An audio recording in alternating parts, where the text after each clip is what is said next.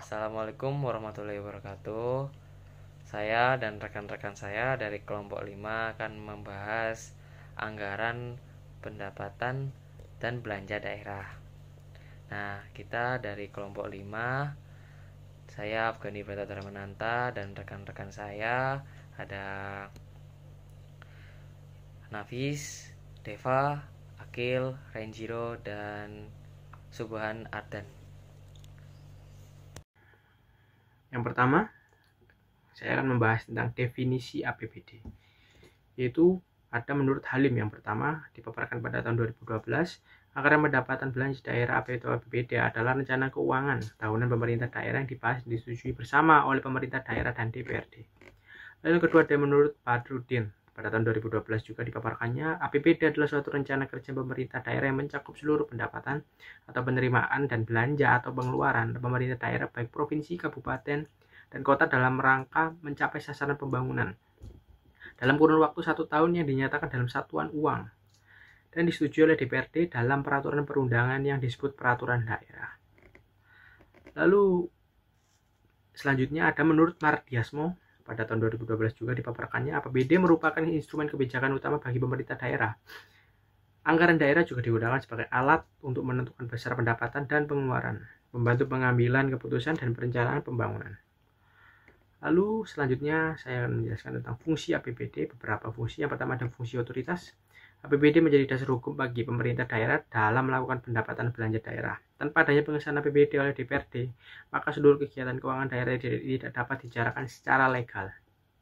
Lalu yang kedua ada fungsi perencanaan. APBD berfungsi sebagai pedoman dalam menentukan kebijakan pengelolaan keuangan. Anggaran yang telah disusun harus mencerminkan kebutuhan dan prioritas daerah. Lalu yang ketiga ada fungsi pengawasan, yaitu masyarakat, DPRD, serta lembaga pengawas lainnya dapat mengevaluasi pelaksanaan APBD berdasarkan data yang tersedia.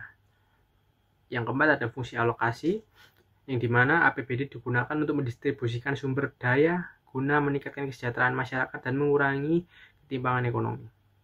Lalu yang terakhir ada fungsi stabilitas. Melalui pengeluaran yang dirancang dengan baik, APBD dapat membantu menjaga stabilitas ekonomi daerah dengan menjaga keseimbangan antara pendapatan dan pengeluaran. Nah, selanjutnya itu ada prinsip-prinsip APBD. Yang pertama itu akuntabilitas publik. APBD harus dapat dipertanggungjawabkan kepada masyarakat melalui laporan keuangan yang transparan dan dapat diakses oleh publik. Yang nomor 2, efisiensi dan efektivitas.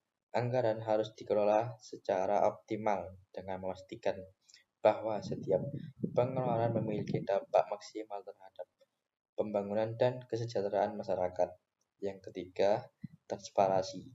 Informasi mengenai penyusunan dan pelaksanaan APBD harus dapat diakses oleh masyarakat, termasuk melalui daring atau mekanisme pelaporan terbuka. Dan yang terakhir itu ada kepatuhan terhadap regulasi.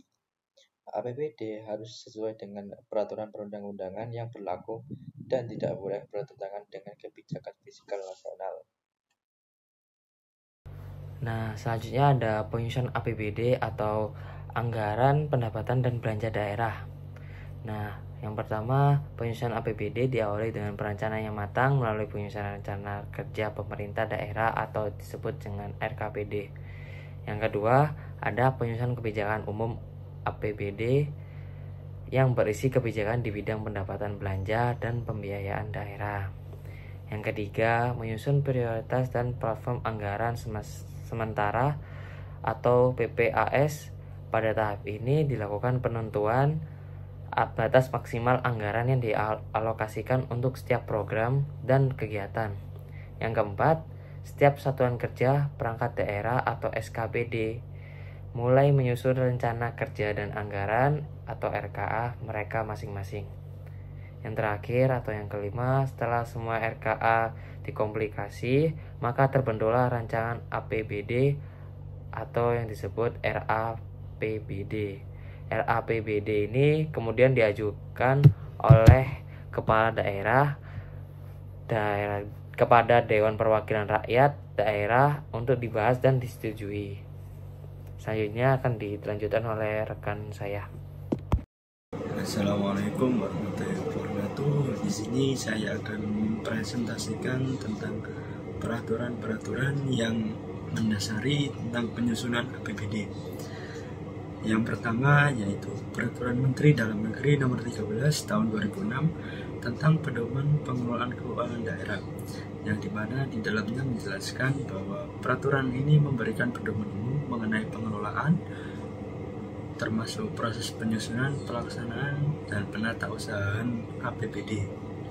Yang kedua yaitu Peraturan Menteri Dalam Negeri Nomor 33 Tahun 2007 tentang pedoman penyusunan APBD tahun anggaran 2018. Dalam peraturan ini memberikan petunjuk teknis bagi pemerintah daerah dalam menyusun APBD untuk tahun anggaran 2018. Yang ketiga yaitu Peraturan Menteri Dalam Negeri Nomor 26 Tahun 2006 tentang pedoman penyusunan APBD tahun anggaran 2007.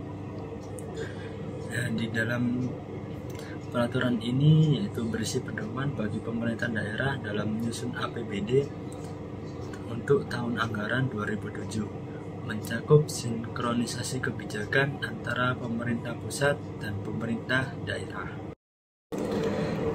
Dan untuk yang keempat yaitu Peraturan Menteri Dalam Negeri Nomor 32 Tahun 2017 tentang penyusunan rencana kerja pemerintah daerah tahun 2018. Peraturan ini mengatur tentang penyusunan rencana kerja pemerintah daerah yang menjadi dasar dalam penyusunan kebijakan umum APBD dan prioritas dan plafon anggaran sementara atau disingkat PPAS. RKPD harus disusun dengan mengacu pada rancangan kerja pemerintah dan memperhatikan prioritas pembangunan nasional. Selanjutnya yaitu tantangan. Tantangan di sini terbagi menjadi 4. Pertama, ketidakseimbangan antara pendapatan dan belanja banyak daerah masih bergantung pada dana transfer dari pemerintah pusat, seperti dana alokasi umum atau DAU dan dana alokasi khusus atau DAK.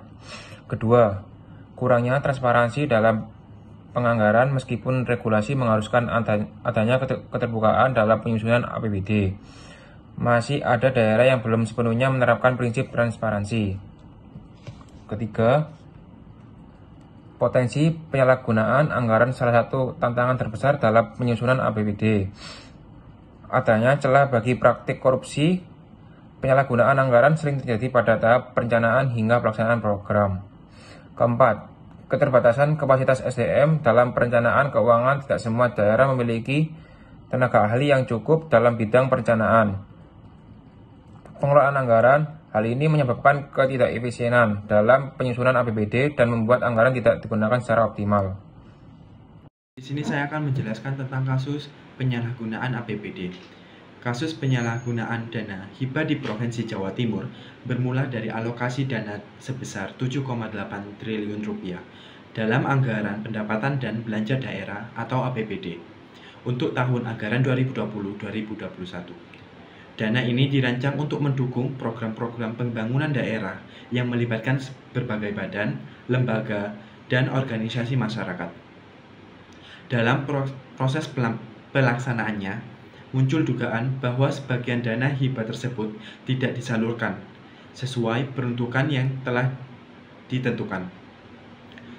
Pada Desember 2024, Komisi Pemberantasan Korupsi KPK menetapkan Wakil Ketua DPRD Jawa Timur Sahatwa Parlindungan Simanjuntak sebagai tersangka atas dugaan penerimaan suap yang berkaitan dengan pengurusan alokasi dana hibah untuk kelompok masyarakat Pokmas.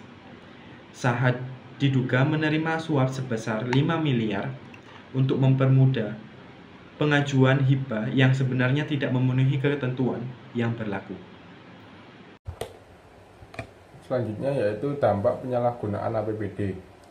Yang pertama yaitu menurunnya kepercayaan masyarakat terhadap pemerintah daerah karena anggaran yang seharusnya digunakan untuk kesejahteraan justru disalahgunakan oleh pejabat yang tidak bertanggung jawab. Lalu yang kedua yaitu terganggunya pembangunan daerah karena anggaran yang seharusnya mendukung infrastruktur dan pelayanan publik tidak digunakan sesuai peruntukannya, sehingga berdampak pada lambatnya pertumbuhan ekonomi daerah.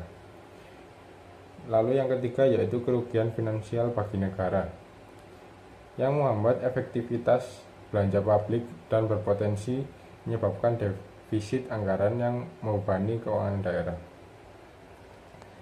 Selanjutnya untuk solusinya yaitu yang pertama ada penguatan sistem pengawasan internal dan eksternal terhadap pengelolaan APBD. Kemudian yang kedua ada transparansi dalam pelaporan keuangan daerah dengan menyediakan akses informasi kepada masyarakat melalui platform digital seperti e-budgeting.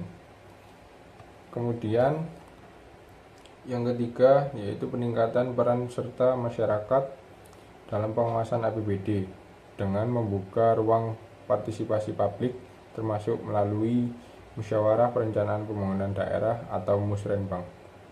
Kemudian yang terakhir yaitu penegakan hukum yang tegas terhadap pelaku penyalahgunaan APBD guna memberikan efek jera. Hukuman yang berat terhadap koruptor diharapkan dapat mengurangi niat dan peluang untuk melakukan korupsi dalam pengelolaan anggaran daerah. Sekian yang dapat kami sampaikan. Bila ada kata yang kurang berkenan, saya mewakili kelompok 5 mengucapkan mohon maaf. Semoga video ini dapat bermanfaat. Terima kasih yang sudah menonton. Akhir kata, wassalamualaikum warahmatullahi wabarakatuh.